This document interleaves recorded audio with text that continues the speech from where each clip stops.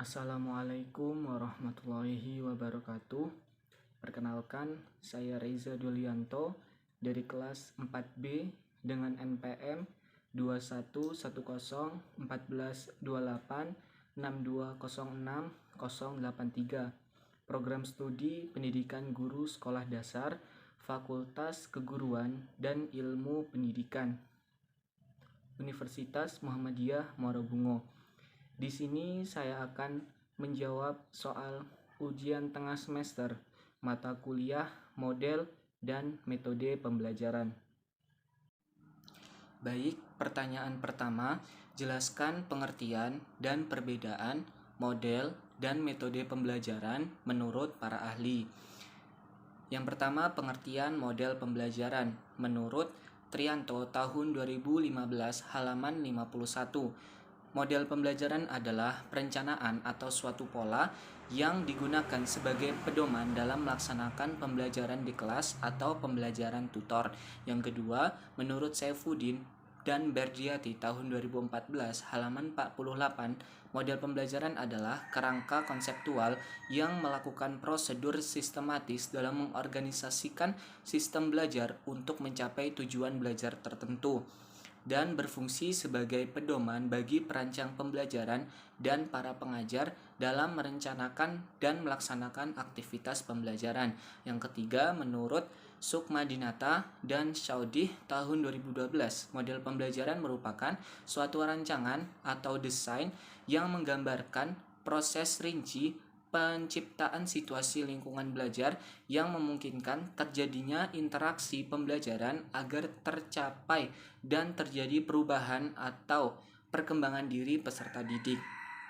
Yang kedua, pengertian metode pembelajaran menurut Wina Sanjaya tahun 2016 halaman 147. Metode pembelajaran yaitu cara untuk mengimplementasikan rencana yang telah disusun dengan kegiatan nyata supaya bisa mencapai tujuan tertentu secara optimal. Yang kedua, menurut Komalasari tahun 2010 halaman 56, yaitu cara yang dilakukan seseorang dalam mengimplementasikan metode dengan spesifik. Yang ketiga, menurut Abdurrahman Ginting, metode pembelajaran adalah pola atau cara yang khas untuk memanfaatkan prinsip dasar pendidikan, berbagai teknik, dan sumber daya yang terkait pada proses pembelajaran peserta didik. Selanjutnya, perbedaan antara model dan metode pembelajaran. Seperti yang kita ketahui, model dan metode pembelajaran memiliki perbedaan yang mendasar dalam kegiatan pembelajaran, di mana model pembelajaran ini dapat diartikan sebagai bentuk dari pembelajaran yang sudah tersusun, terencana, dan tergambar dari awal hingga akhir, atau dapat dikatakan bahwa model pembelajaran ini adalah wujud bungkusnya. Sedangkan metode pembelajaran merupakan bagian dari model pembelajaran. Kita hanya bisa menggunakan satu model pembelajaran dan kita bisa menggunakan berbagai metode pembelajaran. Baik, pertanyaan yang kedua, apa yang Anda ketahui tentang sistem sosial dan peran guru dalam model pembelajaran?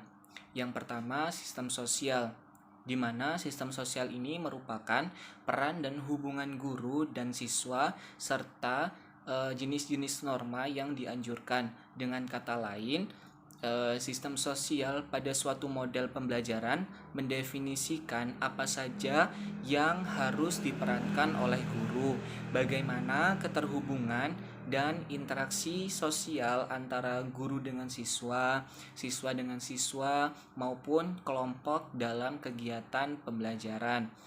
Hubungan guru dengan siswa ataupun siswa dengan siswa harus diarahkan sedemikian rupa agar terwujud prinsip-prinsip tertentu. Prinsip-prinsip yang dimaksud dalam model pembelajaran bisa jadi harus mengandung yang pertama, demokrasi, yang kedua, kerjasama, yang ketiga, tanggung jawab kepada diri sendiri ataupun kelompok, yang keempat, kesamaan derajat. Bentuk interaksi ini dipengaruhi oleh beberapa faktor antara lain jumlah siswa, latar belakang, jenis kelamin, etnis, kemampuan, dan kematangan siswa. Untuk itu, ketika menerapkan model pembelajaran tertentu, kita harus mempertimbangkan sistem sosial yang kita terapkan cocok untuk dengan situasi di kelas. Yang kedua, peran guru. Dalam proses belajar mengajar, guru memiliki tugas untuk membimbing dan mendorong serta memberi fasilitas kepada siswa untuk mencapai tujuan pembelajaran. Guru memiliki tanggung jawab dalam pembelajaran dari mulai merencanakan, melaksanakan pembelajaran, dan melakukan evaluasi terhadap pembelajaran yang telah dilakukan. Peran guru dalam model pembelajaran antara lain sebagai berikut. Yang pertama, guru sebagai fasilitator. Yang kedua, guru sebagai mediator. Yang ketiga, guru sebagai motivator. Dan yang keempat, guru sebagai evaluator. Pertanyaan ketiga, jelaskan pengertian, sintak model, sistem pendukung, dan dampak pembelajaran dari model pembelajaran kontekstual dan model pembelajaran DAT. Yang pertama, model pembelajaran kontekstual. Pengertian dari model pembelajaran kontekstual adalah suatu model pembelajaran yang menekankan kepada proses keterlibatan siswa secara penuh dan menghubungkannya dengan situasi kehidupan nyata, sehingga siswa didorong untuk dapat menerapkannya dalam kehidupannya sehari-hari. Selanjutnya ada sintak model pembelajaran kontekstual. Yang pertama ada konstruktivisme, di mana proses pembelajaran merupakan proses mengonstruksi atau menemukan pengetahuannya sendiri. Yang kedua, menemukan atau inquiry.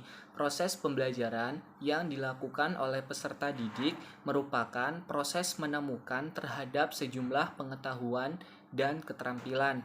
Yang ketiga, ada bertanya atau questioning, yang merupakan dalam proses pembelajaran dilakukan oleh peserta didik diawali dengan bertanya, di mana merupakan proses berpikir dalam memecahkan masalah dalam kehidupannya. Yang keempat, masyarakat belajar. Proses kerjasama antara peserta didik dengan peserta didik, antara peserta didik dengan guru, dan antara peserta didik dengan lingkungannya. Yang kelima, permodelan. Proses pembelajaran akan lebih berarti jika didukung dengan adanya permodelan yang dapat ditiru.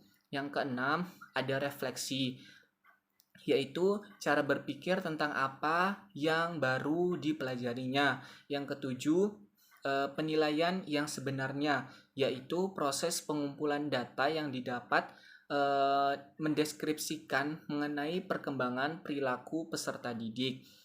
Selanjutnya ada sistem pendukung model pembelajaran kontekstual. Yang pertama, sarana dan prasarana yang ada di sekolah, misalnya ruang laboratorium, ruang audiovisual, ruang praktek, dan perpustakaan.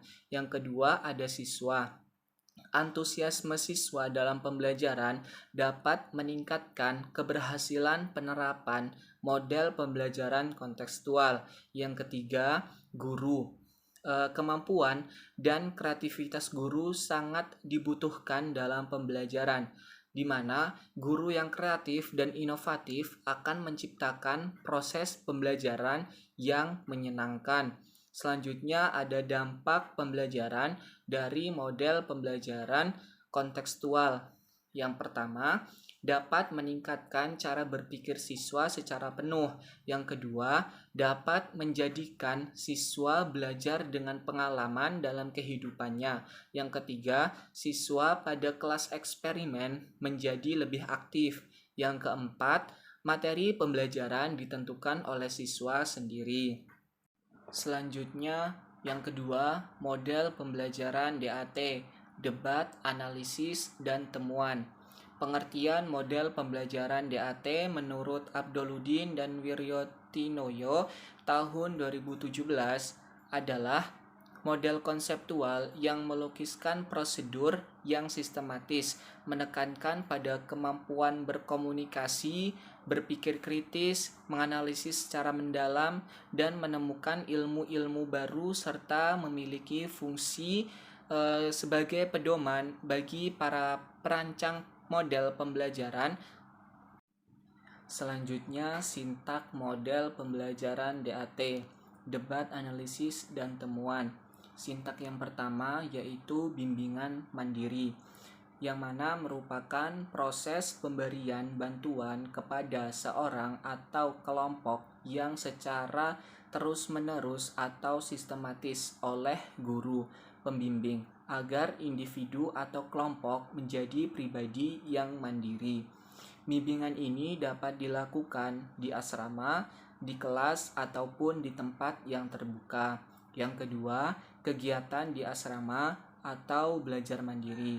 Belajar mandiri ini dikembangkan untuk meningkatkan tanggung jawab siswa dalam proses pembelajaran. Yang ketiga, aktivitas di kelas. Aktivitas belajar adalah keterlibatan siswa dalam bentuk sikap, pikiran, perhatian dalam kegiatan belajar guna menunjang keberhasilan proses belajar mengajar dan memperoleh manfaat dari kegiatan tersebut.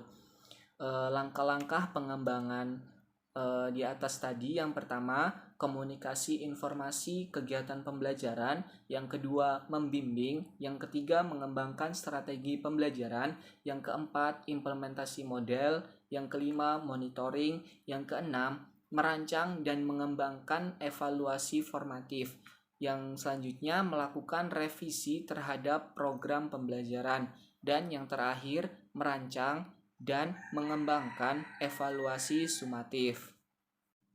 Selanjutnya, sistem pendukung dalam model pembelajaran DAT, debat, analisis, dan temuan. Sistem pendukung dalam model pembelajaran DAT ini adalah segala sesuatu yang diperlukan oleh siswa untuk dapat menggali informasi yang sesuai guna mencapai tujuan pembelajaran. Sistem pendukung dalam model pembelajaran DAT ini diantaranya seperti lembar kerja siswa, media pembelajaran, dan buku-buku penunjang lainnya. Selanjutnya ada dampak pembelajaran model pembelajaran DAT, debat, analisis, dan temuan. Dampak model pembelajaran DAT ini terbagi menjadi dua, yaitu dampak instruksional dan dampak pengiring. Dampak instruksional dari model pembelajaran DAT ini adalah adanya pemahaman konsep yang lebih mendalam dalam pikiran siswa, sehingga dapat menemukan ilmu tersirat.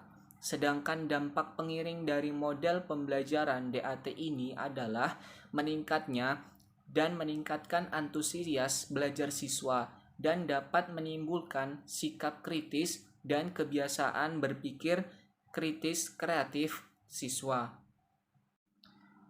Demikianlah jawaban dari saya. Kurang lebihnya saya mohon maaf. Saya akhiri. Wabillahi taufiq wal hidayah. Wassalamualaikum warahmatullahi wabarakatuh.